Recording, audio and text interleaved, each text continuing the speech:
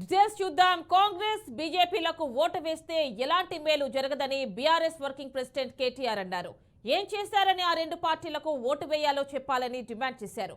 మల్కాజ్గిరిలో నిర్వహించిన పార్టీ కార్యకర్తల సమావేశంలో మాట్లాడారు.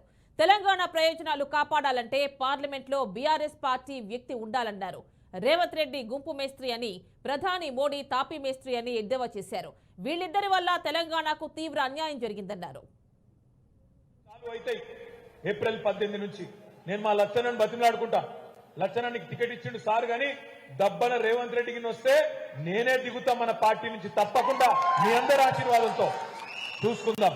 ఆయనకు ఆ దమ్ముందా లేదా చూసుకుందాం. పెద్ద పెద్ద మాటలు మాట్లాడుతున్నాడు.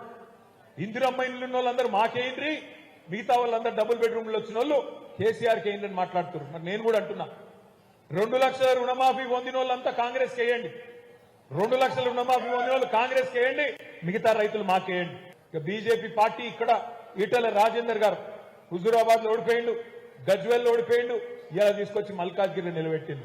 ఇక్కడ నిజంగా చెప్పాలంటే కాంగ్రెస్ దమ్మి అభ్యర్థి మన పోటీ ఈటెల రాజేందర్ తో బీజేపీతోనే ఉన్నది.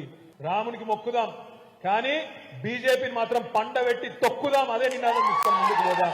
రాముడితో మనకు పంచాయతీ లేదు. రాముడేం బీజేపీ మనిషి కాదు. రాముడు అందరి వాడు, లోకప్రియుడు. అట్లాంటి రాముడితో మనకు తగాదా లేదు. కానీ రాముడు పేరు చెప్పుకొని రాజకీయం చేసే బీజేపీని మాత్రం తప్పకుండా వంగబెట్టి తన్నాలి.